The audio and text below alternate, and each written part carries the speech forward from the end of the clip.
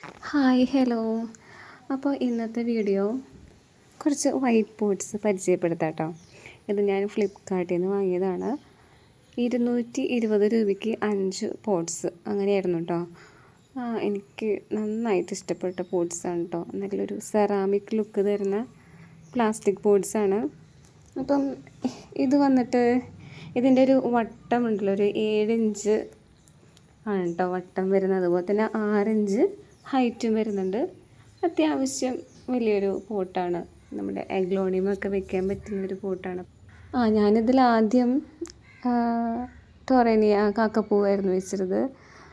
പിന്നെ അത് മാറ്റി, എന്തോ ചെയ്യുന്ന പോലൊക്കെ തോന്നി, അപ്പോൾ അത് മാറ്റി. അപ്പോൾ ഞാനിപ്പോൾ വെച്ചിരിക്കുന്നത് അരേലിയാണ് കേട്ടോ. അപ്പോൾ അരേലിയ ഈ വൈറ്റ് പോട്ടായിട്ട് നന്നായിട്ട് മാച്ച് ആവുന്നുണ്ടല്ലേ, നല്ലൊരു ലുക്ക് കിട്ടുന്നുണ്ട്. അത്യാവശ്യം നല്ല ക്വാളിറ്റി ഉണ്ട് കേട്ടോ. അതുപോലെ റേറ്റ് കുറവാണ്, 220 രൂപയുള്ളൂ 5 എണ്ണത്തിന്. മെറ്റീരിയൽ വന്നിട്ട് പ്ലാസ്റ്റിക്കാണ്, പക്ഷേ ഓവറോൾ ലുക്ക് എന്ന് വെച്ചാൽ നല്ലൊരു സെറാമിക് പോട്ടിൻ്റെ ലുക്കൊക്കെ ഉണ്ട്. അപ്പം വൈറ്റ് പോട്ട്സൊക്കെ കുറേ പേർക്കൊക്കെ നല്ല ഇൻട്രസ്റ്റിംഗ് ആയിരിക്കില്ല. അതുപോലെ താഴെ ഒരു ചെറിയൊരു പാത്രം ഉണ്ട് കേട്ടോ, വെള്ളമൊന്നും നിലത്ത് ആകാതിരിക്കാനായിട്ട്. അപ്പോൾ നമുക്ക് ഒരു ചെറിയ പാത്രത്തിലേക്ക് വെള്ളം ഒഴിച്ച് കൊടുത്താൽ മതിയാവും.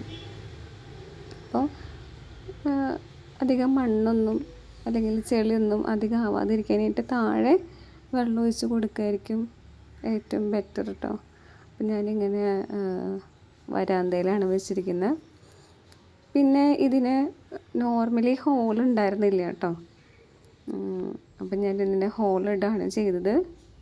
അതെല്ലാം വേറെ ചട്ടിയിൽ ചെടി നട്ടിട്ട് ഇതിലേക്ക് ഇറക്കി വെക്കുന്നത് അങ്ങനെയും ചെയ്യാൻ പറ്റും. പക്ഷെ ഞാനിതിന് ഹോളിട്ടു.